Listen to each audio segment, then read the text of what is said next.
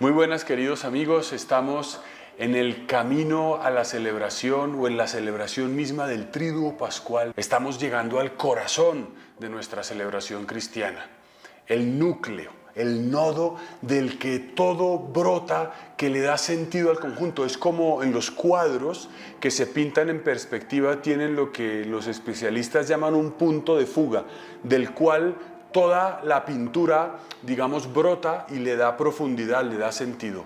Y ese acontecimiento es la resurrección de nuestro Señor Jesucristo. Cristo ha resucitado, en verdad ha resucitado, es aquello que le da un norte a nuestra vida, pero también a nuestra fe. De hecho, la celebración del año litúrgico gira alrededor de momentos específicos, fundamentalmente de la Pascua y del nacimiento del Señor, de la Navidad. Y la Pascua del Señor está precedida de la Cuaresma y está continuada por el tiempo de la Pascua que llega hasta Pentecostés. Y me parece bonito, y no solo bonito, sino importante, volver siempre a la centralidad de este acontecimiento en nuestra vida, para volver como a los orígenes y refrescar lo que significa que Cristo ha resucitado, al menos desde algunas perspectivas. Y para ello me ha parecido oportuno buscar en el Yucat, en el Catecismo para Jóvenes, que es una especie de síntesis del Catecismo de la Iglesia Católica, ¿qué nos enseña la Iglesia?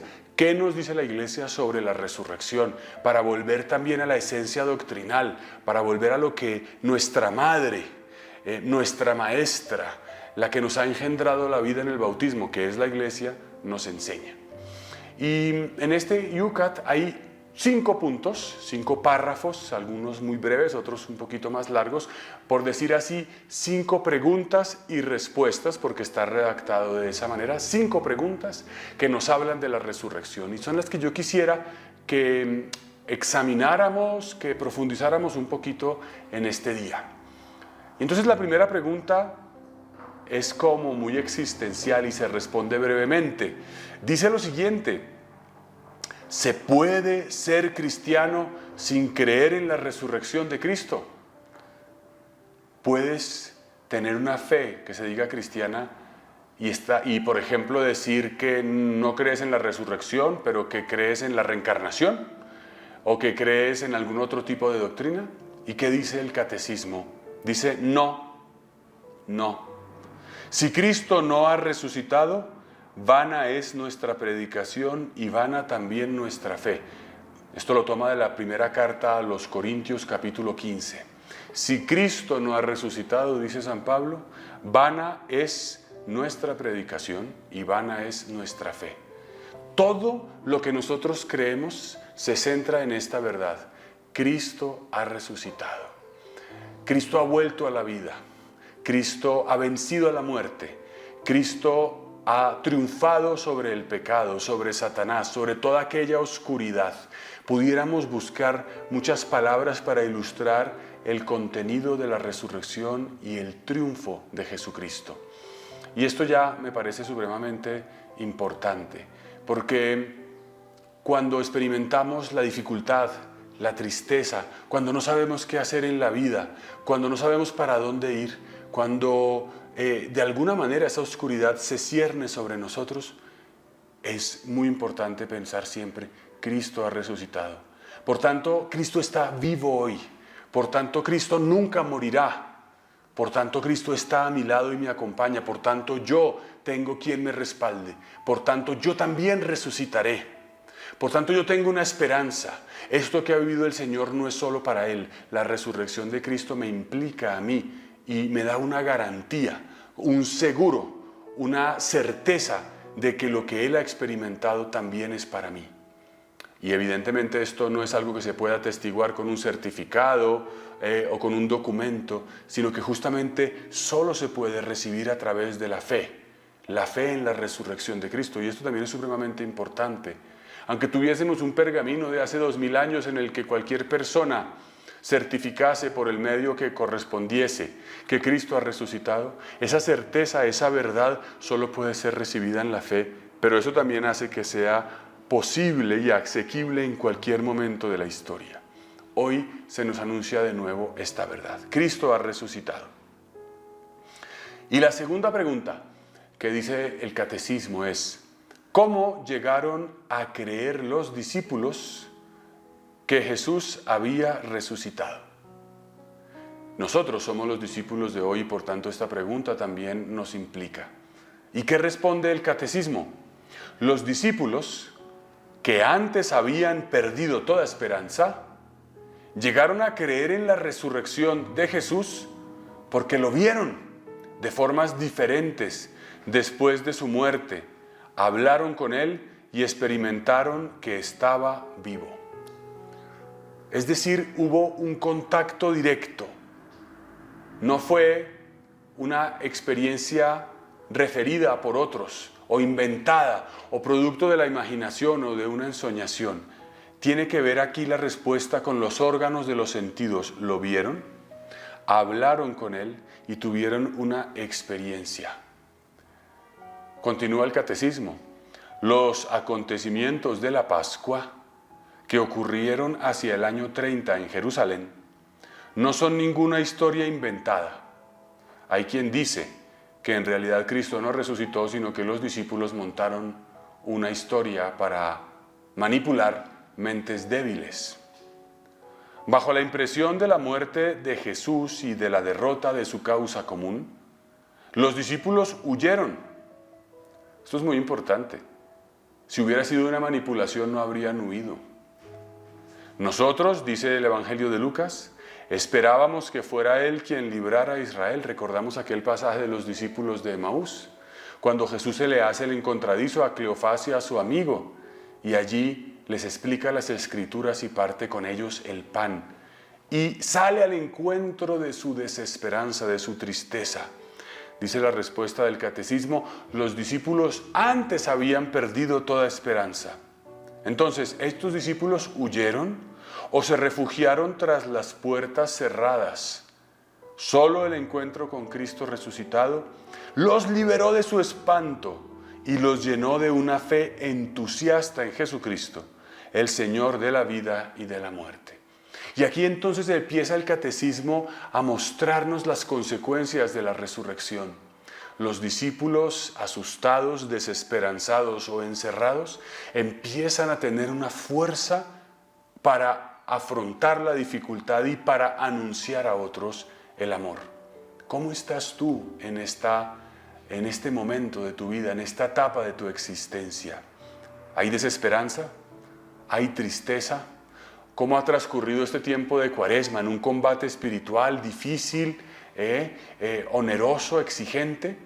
Pues aquí la palabra del catecismo nos dice que hay una esperanza de que no por un esfuerzo, no por una acción humana, sino por una gracia, aquello mismo que se convierte en algún momento en imposible, resulta posible. Por ejemplo, estos discípulos que estaban encerrados en Jerusalén por miedo a los judíos, después de que ven a Cristo resucitado, abren las puertas. Aquello que parecía imposible resulta posible. Conseguir un trabajo, afrontar la vida, esa conversación, ese conflicto, mirarme con ojos de misericordia, perdonar a una persona que me ha hecho daño, emprender un nuevo negocio, relacionarme de manera nueva con mi familia, con mis hijos, con mi mujer, con mi marido. Eso es posible porque Cristo ha resucitado. Y eso es lo que hoy podemos empezar a soñar y también a experimentar. Bien, y luego viene entonces la tercera pregunta. ¿Hay pruebas de la resurrección de Jesús? Dice el catecismo, no hay pruebas de su resurrección en el sentido de las ciencias positivas. No tenemos una prueba de la física, de la biología, de la química o de la antropología. Ciencia positiva es aquella que se basa en los datos que ofrece la evidencia científica. Sin embargo, agrega el catecismo, pero como hecho histórico y trascendente a la vez, dio lugar a testimonios individuales y colectivos muy poderosos por parte de un gran número de testigos de los acontecimientos de Jerusalén. Y entonces aquí vamos a comprender de manera más precisa en qué consiste la fuerza del anuncio de la resurrección o en qué se basa? Venimos condicionados en nuestro tiempo por la necesidad de evidencias científicas para aceptar realidades que nos rodean. El catecismo nos enseña que más que las pruebas científicas está el testimonio. Creemos porque otro lo ha visto y nos lo ha contado. Hay cosas que nosotros vivimos en nuestro interior y que nunca la ciencia podrá comprobar ni saber, pero para nuestra experiencia son absolutamente reales y verdaderas. Pensamientos, recuerdos, sueños. O sea, la verdadera realidad no se reduce a lo que la evidencia científica puede comprobar. La realidad de la existencia humana es mucho más amplia. El testimonio. En otras palabras, y eso también es muy importante, la fuente de las certezas de los hombres también es el testimonio. Si lo pensamos un poco, esto es importante porque al final, nosotros no somos físicos, ni somos químicos, ni somos especialistas en genética o en biología. ¿De dónde entonces aceptamos las afirmaciones que nos dicen los científicos? En el fondo de su propio testimonio. Aunque publiquen en revistas especializadas y la comunidad científica acoja lo que algún científico ha planteado y eso se convierta en una afirmación que luego la comunidad universal acoge, al final, las certezas que nosotros aceptamos como científicas están dadas por el testimonio de alguien que ha verificado, que ha estudiado. En otras palabras, lo que realmente nos hace tener una tranquilidad acerca de una afirmación es el testimonio de otros, que para nosotros son personas de autoridad, personas que tienen un cierto valor. Por eso cuando se pierde el valor del testimonio de una persona, cuando una persona pierde la autoridad en el conjunto social, aquello hace muchísimo daño. Pero es muy importante entonces entender que el testimonio, el creer en lo que una persona dice, es lo que al final nosotros aceptamos como verdadero. Continúa el catecismo. El testimonio más antiguo de la resurrección es una carta que escribió San Pablo a los Corintios aproximadamente 20 años después de la muerte de Cristo. ¿Y qué dice San Pablo allí? Les he transmitido, en primer lugar, lo que yo mismo recibí. Cristo murió por nuestros pecados, conforme a la Escritura. Fue sepultado y resucitó al tercer día, de acuerdo con la Escritura. Se apareció a Pedro y después a los 12.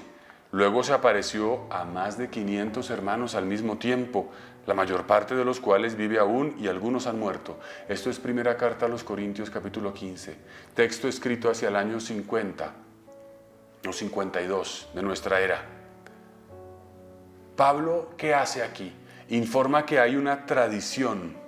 O sea, yo recibí y a su vez transmito lo que recibí. Eso es lo que significa una tradición, algo que se recibe y a la vez se entrega. Esa tradición, ¿de dónde la recibe Pablo? Pues de alguien que ya ha recibido a su vez el anuncio de la resurrección. Seguramente entonces de una comunidad primitiva que vivía en Jerusalén. Y dice aquí el catecismo, Pablo informa aquí de una tradición viva, que él se encontró en la comunidad primitiva cuando 1 o 2 años después de la muerte y resurrección de Jesús, llegó él mismo a ser cristiano a causa de su propio encuentro deslumbrante con el Señor resucitado. Fíjense que Pablo aquí no acude primeramente a su experiencia, porque sabemos que a él se le apareció Jesús resucitado y tuvo una experiencia mística, sino que acude a lo que ha recibido de una comunidad, para afirmar la resurrección de Cristo, por supuesto. Como primer indicio de la realidad de la resurrección, entendieron los discípulos varias cosas. Que fueron a buscar el sepulcro, a Jesús en el sepulcro, y encontraron una tumba vacía. Ya no estaba allí, había desaparecido. Ese cuerpo mortal se ha transformado en un cuerpo glorioso y no está sometido más a los límites del espacio y del tiempo. Fueron mujeres, precisamente, que según el derecho vigente no eran testigos válidos. Qué interesante esto, ¿no? Jesús se le aparece a María Magdalena, la primera persona testigo, y según los judíos, las mujeres no valían para testificar ante un tribunal. Entonces, ¿qué tanta relevancia tiene para Dios las estructuras humanas de juicio? Incluyamos las jurídicas, pero también las científicas. La certeza en la resurrección no procede de estructuras humanas. Aunque se dice del apóstol Juan, ya ante la tumba vacía, que vio y creyó, la certeza de que Jesús estaba vivo solo se afianzó por medio de un gran número de apariciones. Sabemos que el relato de San Juan dice que después de que se le apareció a María Magdalena, ella va, llama a Pedro y a Juan van al sepulcro, y dice San Juan, que es el que escribe el Evangelio, que entró primero Pedro y luego entró Juan, y él vio y creyó. Pero esa no es la única, digamos, certeza. Dice que hubo muchos encuentros con el resucitado, a diversas personas, a grupos grandes, a grupos también numerosos. La multitud de los encuentros con Jesús culminó cuando Él sube al cielo, en la ascensión. Pero sabemos que el Señor está vivo y se sigue apareciendo a muchas personas a lo largo de la historia, también hoy, probablemente a ti o a mí. Cristo vive.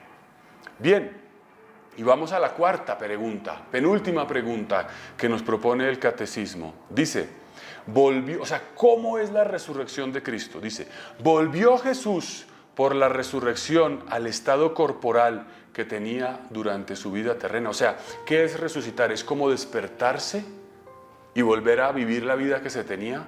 ¿O es algo más? Esta es una pregunta muy importante. Responde el catecismo, el Señor resucitado se dejó tocar por sus discípulos, comió con ellos y les enseñó las heridas de la pasión. Sin embargo, su cuerpo ya no pertenece únicamente a la tierra, sino al ámbito divino del Padre. El cuerpo resucitado de Cristo es un cuerpo que tiene una condición distinta, es un cuerpo que ya no puede morir, es un cuerpo que tiene una dimensión eterna. La resurrección consiste en triunfar sobre la muerte, pero no en un triunfo pasajero, como el que ha pasado, ¿no? Dicen los médicos que una persona pierde signos vitales y luego se recupera, pero esa persona que se recupera luego vuelve a morir algún día. La resurrección de Cristo y la que nosotros experimentaremos es trascendental y supone entonces que el que resucita ya nunca más muere. La muerte ya no tiene poder sobre él. Y cuando decimos muerte, decimos todos los signos de la muerte: tristeza, desesperanza, sufrimiento, dolor, angustia. ¿Te imaginas qué es vivir la vida resucitada? Que ya no haya tristeza en tu vida, que lo entiendas todo, que puedas comprender tu historia, tu pasado, tu presente y futuro, que ya no tengas angustia de nada, ni del dinero, ni del sufrimiento, ni del qué dirán, que puedas comprenderte a ti mismo y a todo lo que te rodea de manera perfecta, que puedas entender el plan de Dios, que puedas tener una comunión plena con todos, sin conflictos, sin malentendidos, sin prejuicios, que puedas experimentar que aquello que se te ocurre y aquello que deseas lo puedes poner fácilmente por obra, no como sucede hoy que experimentamos una ruptura, que yo quiero trabajar pero me da pereza, que yo quiero evitar lo que me hace daño pero no soy capaz de vencerme. En la resurrección hay una armonía perfecta entre las facultades intelectuales sensibles. Hay una verdadera, integridad. Y eso es una esperanza maravillosa. Y sobre todo porque podremos ver a Dios cara a cara.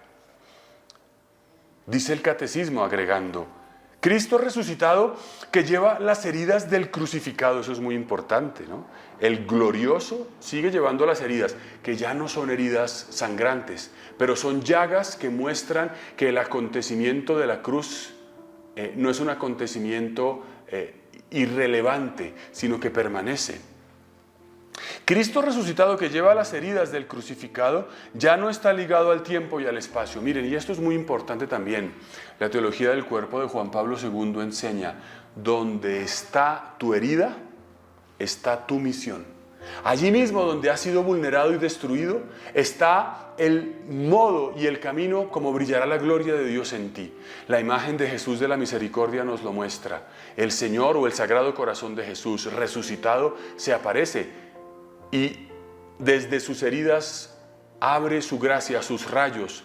Cuando se aparece glorioso y resucitado ante los apóstoles, le dice a Tomás: mira mis manos, mira mis pies, mira mi costado, mete tus dedos, mete tu mano. Glorioso aparece con la llaga. Esto es muy importante porque hoy lo que te destruye, lo que te hace sentir que tu vida no tiene sentido, el abandono, el sufrimiento, el abuso, la pobreza, la comparación que has podido experimentar, allí mismo en esas heridas de tu espíritu y de tu corazón brillará la gloria de Dios.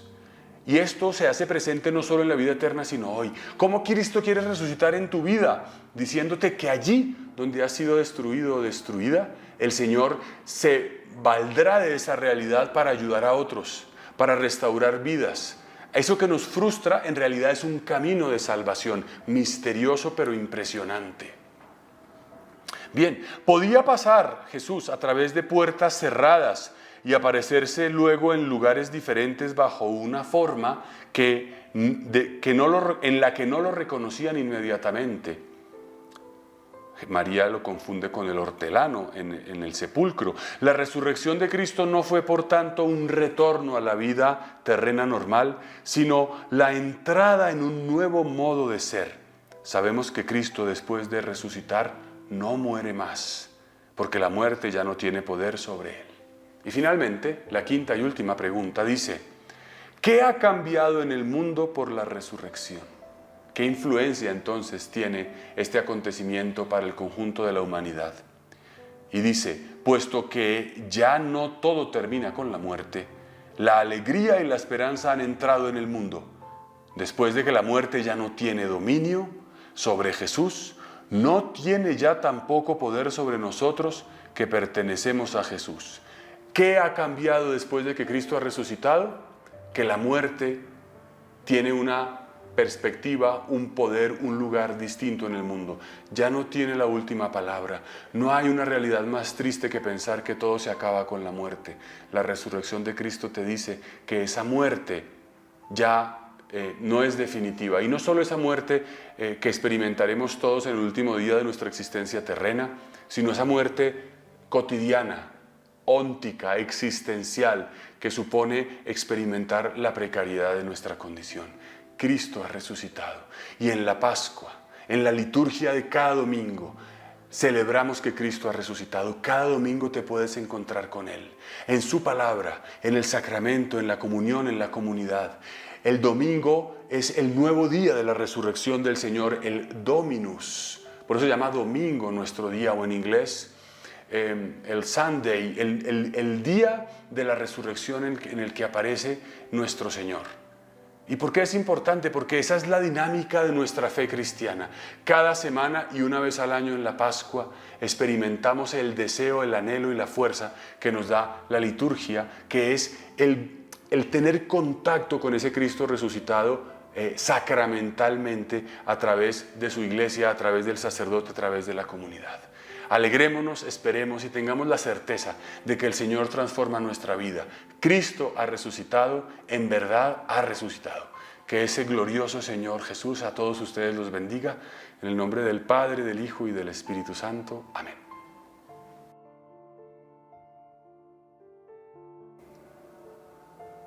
Si te ha gustado el contenido que acabas de ver, te invito a conocer más haciendo clic aquí.